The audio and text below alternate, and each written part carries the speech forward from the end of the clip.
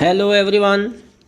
Now student, in the chapter 11 chapter 11 force and pressure, we are taking the topic atmospheric pressure.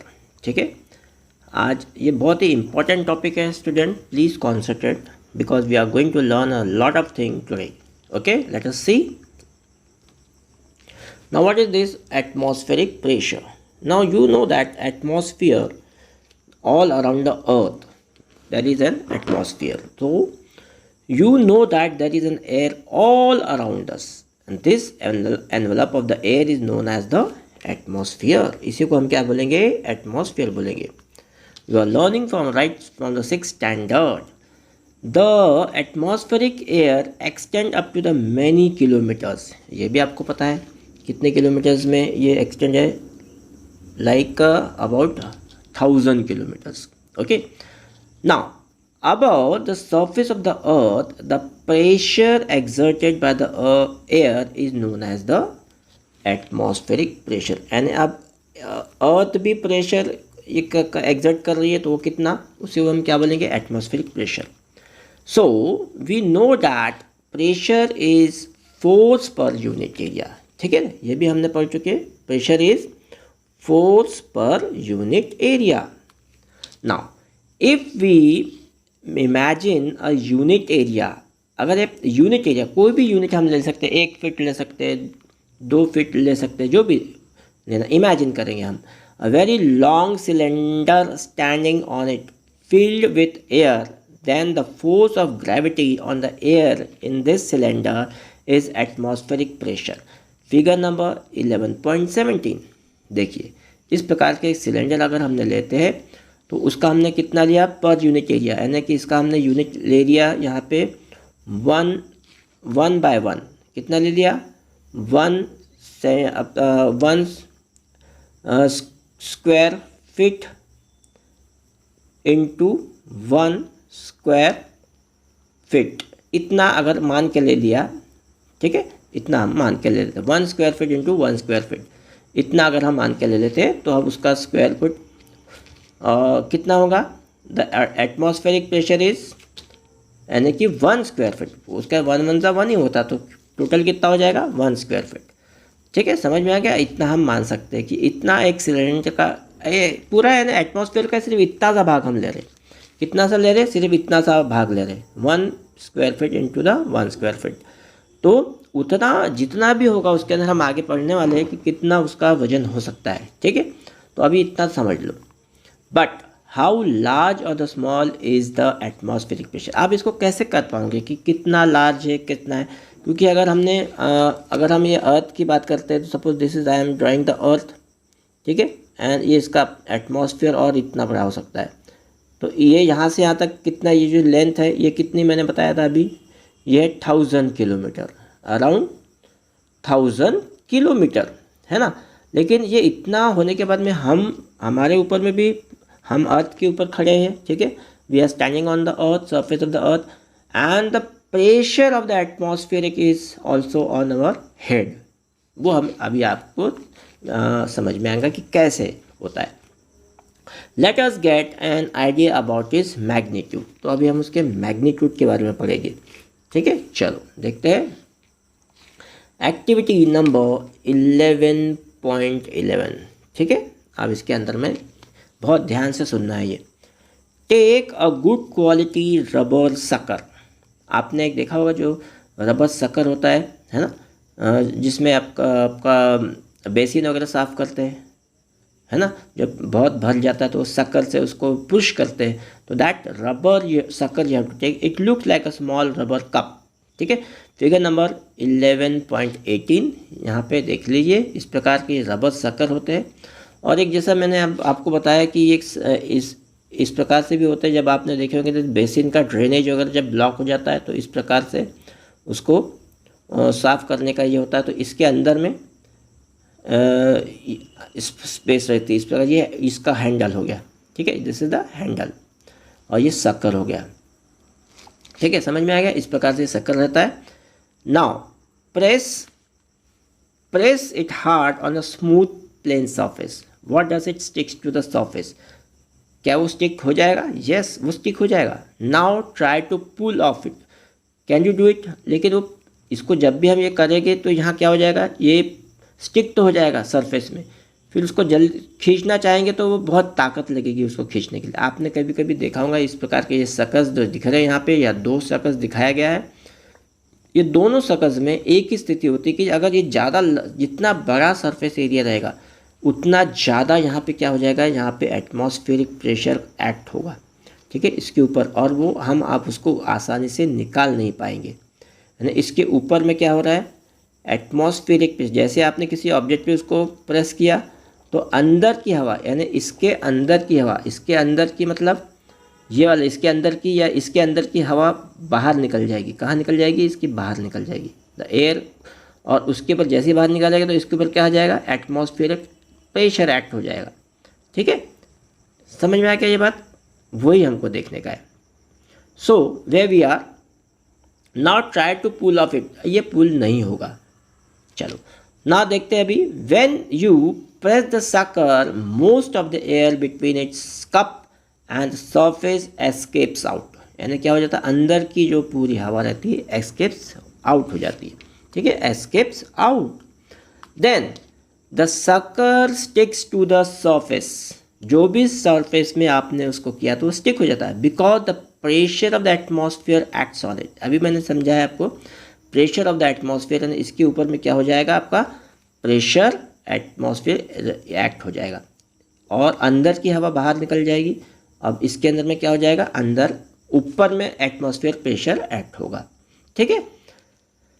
To pull the sucker off the surface, the applied force should be large enough to overcome the atmospheric pressure। अगर आप इसको से निकालने की कोशिश करोगे तो क्या हो जाएगा, तो अप्लाइड को आपको लार्ज फोर्स अप्लाई करना है। This activity might gives you an idea about the magnitude of the atmosphere. इसी को हम क्या आइडिया मिल रही है आपको, मैग्नीट्यूड ऑफ द एटमॉस्फियर, कितना उसमें ताकत है एटमॉस्फियर में, हमें देखने का है। इन fact, it would not be possible for any human being to pull the sucker of the surface if there were no air at all between the sucker and the surface। यानी इसकी जब अपन ने बात किए थे, कौन से, ये सकर की बात किए थे, मैं यहाँ फिर से एक बता दे रहा हूँ, फिर से बना रहा हूँ। इस प्रकार का एक सकर होगा, है ना। अब इसके अंदर में, तो इसके अंदर में एयर तो सब पूरी निकल गई अंदर की, और इसके ऊपर में एटमॉस्फेयर का प्रेशर एक्ट होने लगा है, ठीक है। तो जितना ज़्यादा सरफेस बड़ा होगा उतना ज़्यादा वो क्या हो जाएगा, ज़्यादा एनर्जी लगेगी उसको निकालने के लिए, ठीक है।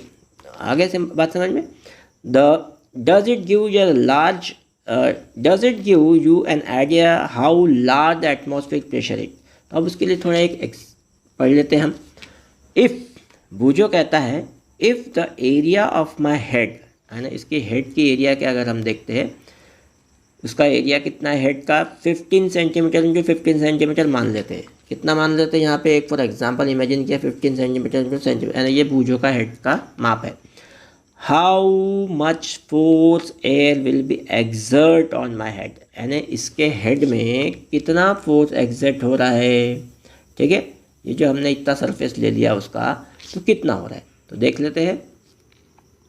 The force due to the air in the column of the height of the atmosphere and the area 15 centimeter into 15 centimeter, figure number 11.19 हम देखेंगे अभी बाद में, is nearly equal to the force of gravity on the object of the mass, यानी total अगर अपन उसका लेते हैं तो कितना हो जाता है उसका मास, यानी उसके सिर के ऊपर में अगर इतना मैंने अगर उसका ये कैलकुलेट किया, ठीक है, ये सर है सपोज भुजों का, और ये इतना 15 सेंटीमीटर का अपन ने ये किया, तो इतना जो सरफेस आ रहा है इस पर कितना हो गया, मास कितना बताया उसने, कितना बताया, 225 kg, ठीक है। कहाँ से, ये पूरा सरफेस से, यानी जब तक अर्थ के ये एटमॉस्फेयर है उसका यहाँ से लेकर तक यहाँ तक, ठीक है, ऊपर से यहाँ से पहली लेयर से लेकर तक सरफेस ऑन द अर्थ तक,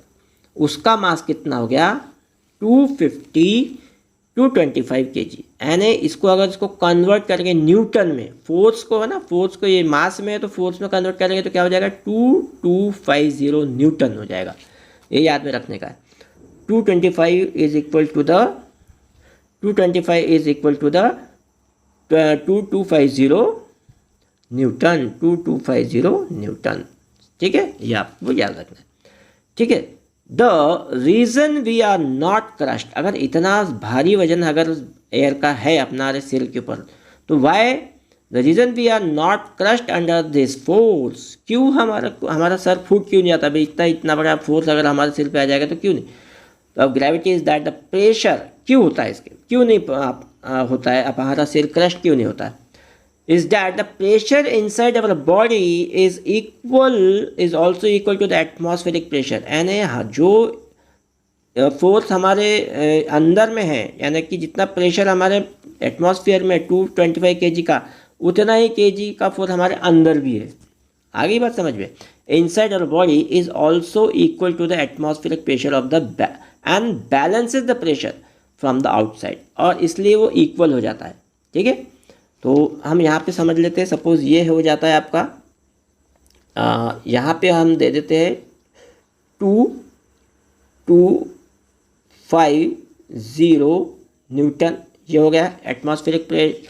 और हमारे अंदर में भी कितना है प्रेशर, 2250 न्यूटन। ठीक है, इतना ही दोनों भी, तो ये क्या हो जाता है, इक्वल हो जाता है। इसलिए हमारे सर को के ऊपर इतना भार हमें महसूस ही नहीं होता, चाहे वो कितना भी हम 15, ये तो अभी 15 सेंटीमीटर का एरिया बता रहा है। जिसका सर बड़ा होता है तो उसका और थोड़ा सा बड़ा हो जाएगा, लेकिन जितना बड़ा शरीर होगा तो उसके अंदर में भी उतना ही न्यूटन, इतना न्यूटन होगा। हो सकता है किसी के अंदर में 255 न्यूटन होगा। इसका मतलब वो कितना है, उसके सिर में कितना भार है, 2255 न्यूटन, और उसके अंदर में भी कितना है, 2255 न्यूटन का एटमॉस्फेरिक प्रेशर है। ठीक है, इतना जो अंदर है, जो एटमॉस्फेरिक प्रेशर जितना भार होता है वो उतना अंदर होता है, इसलिए हमारे सर जो है वो क्रश नहीं हो पाता। ठीक है, चलो अभी एक लास्ट आपके पढ़ना है, डिड यू नो, ये एक छोटी सी स्टोरी है, वो हम पढ़ लेते हैं। Otto von Guericke, a German scientist of the 17th century, invented a pump to extract air out of the vessels। यानी उसने एक पंप का आविष्कार किया था। With the help of this pump, he demonstrated dramatically the force of the air pressure। He joined the two hollow metallic hemisphere। ये देखो, ये हेमिस्फीयर यहाँ से जॉइंट है, लेकिन ये आधे, इसको अगर ज्वाइन कर दिया उसने, कैसे कर दिया, ये जो मेटालिक कप था उसको पहले ज्वाइन, यानी अंदर की पूरी हवा निकाल लिया उसने। अब कोई मैकेनिज्म होगा उसके पास, अंदर की पूरे मेटालिक को कप को ज्वाइन कर दिया, लेकिन ज्वाइन कैसे किया, ज्वाइन करने के बाद अंदर की हवा बाहर निकाल दिया। He join two hollow metallic hemisphere at 51 centimetre diameter each of the pumped air out of them. यानी कुछ ऐसा डिवाइस था कि यहाँ से एक होल करके उसने सारा हवा बाहर निकाल दिया। यानी अब क्या है, उसके अंदर में एम्प्टी स्पेस हो गया, हवा भी नहीं है।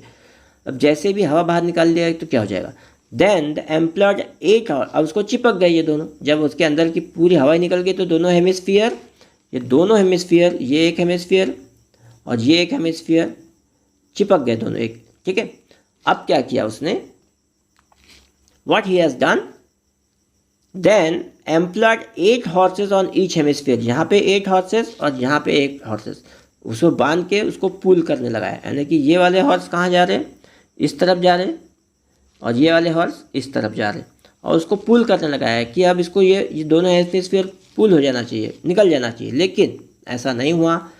So the great of the force of the air pressure that the hemisphere could not be pulled apart. यानी कि उसने देखा कि ये बहुत बड़े मेटालिक थे, छोटे वाले नहीं थे, बहुत बड़े थे, तो उसमें से वो 8 घोड़े और यहाँ पे भी 8 घोड़े वो दोनों हेमिस्फीयर को अलग नहीं कर पाए।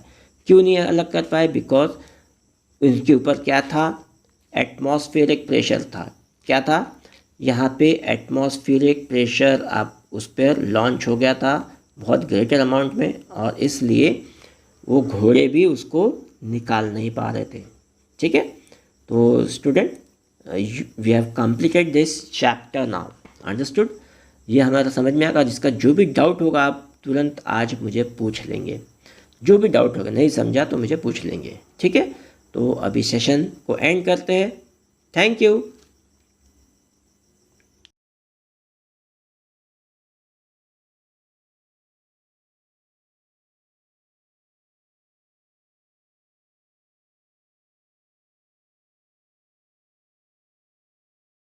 Students, if you have any doubts related to this topic, please do not hesitate to ask. Write your doubts in the comment box. I will answer your question. Thank you.